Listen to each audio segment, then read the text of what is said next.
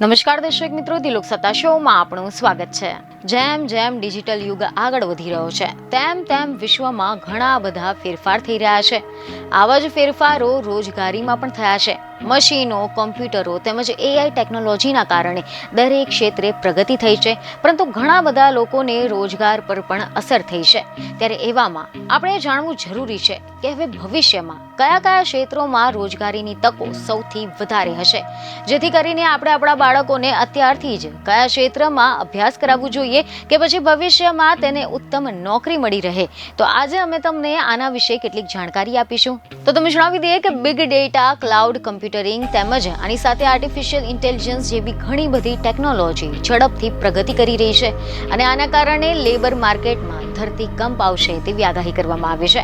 પરંતુ સારા સમાચાર તો એ છે કે નવી ટેકનોલોજીનું આગમન એ સમગ્ર અર્થતંત્રને વેગ આપી રહ્યું છે અને કેટલીક નોકરીઓને ખતમ કરવાની સાથે બીજી ઘણી બધી નોકરીઓનું સર્જન પણ કરી રહ્યું છે।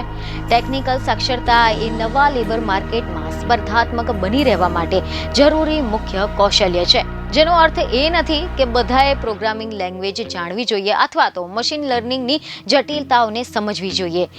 STEM નોકરીઓ ભવિષ્યમાં વધુ લોકપ્રિય બનશે।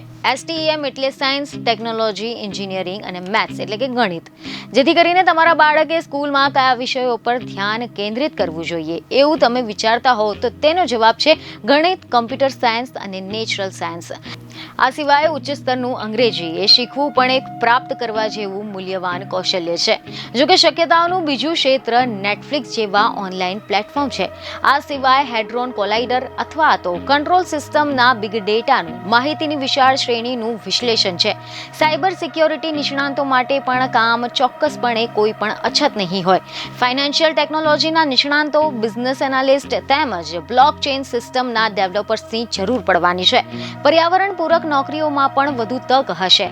વર્લ્ડ ઇકોનોમિક ફોરમના 2023ના ફ્યુચર ઓફ જોબ રિપોર્ટ અનુસાર તમામ ક્ષેત્રો અને ઉદ્યોગોમાં ગ્રીન જોબ્સ એટલે કે પર્યાવરણ પૂરક નોકરીઓની માંગ ઝડપથી વધી રહી છે।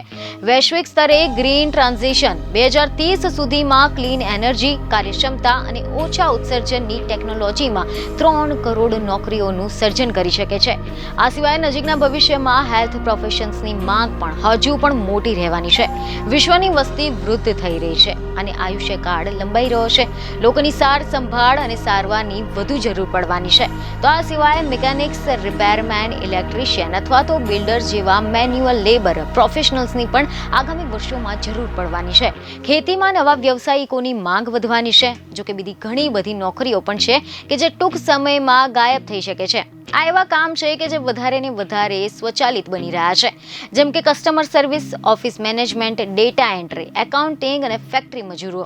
જો કે આર્ટિફિશિયલ ઇન્ટેલિજન્સ ભલે આ ક્ષેત્રમાં નવા પડકારો લાવે છે, પરંતુ લેખકો, કવિઓ, દિગ્દર્શકો, અભિનેતાઓ, હાસ્ય કલાકારો, અન્ય કલાકારો અને સંગીતકારોની જરૂર નિશ્ચિત રીતે પડવાની છે। બીજને ખબર સાથે ફરી મળીશું। ધન્યવાદ।